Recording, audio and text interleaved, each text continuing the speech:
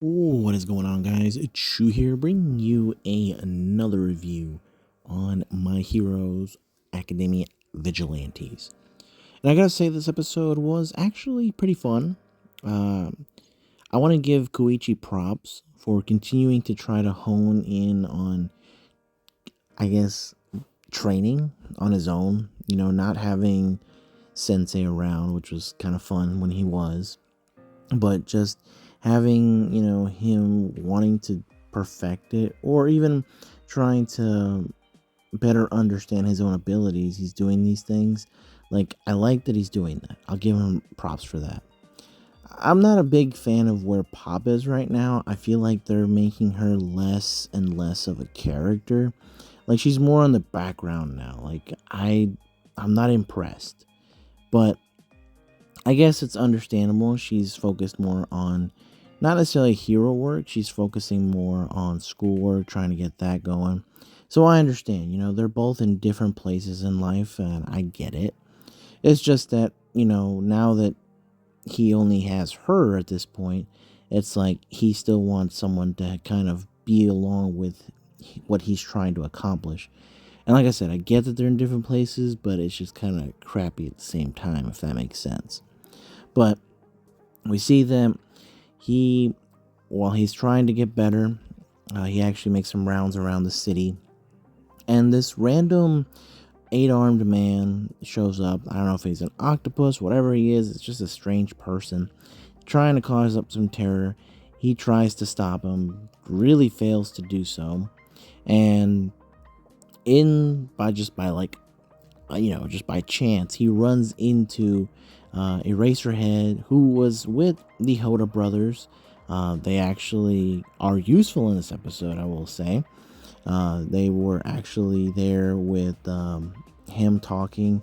And of course, he's continuing his investigation of all the trigger drugs, which is something that he's been working on for quite some time. He kind of goes to them for a coffee, but it is funny that these guys are getting along. And we see that Eraserhead, while he was there, Koichi brings the trouble, and they have to work together. I like it because it gives Koichi another opportunity to work with someone that is a professional. It gives Aizawa the opportunity to actually do something to be cool. And it gave the opportunity to the brothers to use the trigger legally and actually assist. And I thought that was nice. So I like that this team up came out of nowhere, but it was a team up that actually works and makes sense. And they all kind of do their part. And Koichi, of course, is trying to kind of not get in trouble legally. And so, he's only trying to do but so much.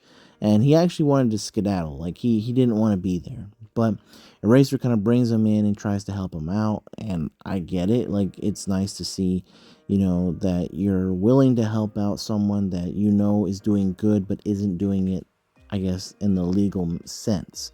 So, props to him. But we see that they try to capture him. They actually are running out of places to go, so they go to where Kamayan, who was the grasshopper humanoid thing, he actually was taken to his place, and it doesn't go very well because they do trap him, but he ends up getting away. And that's, I want to say, everyone's fault there. Everyone is to blame on that one. Kind of especially Kamayan, though.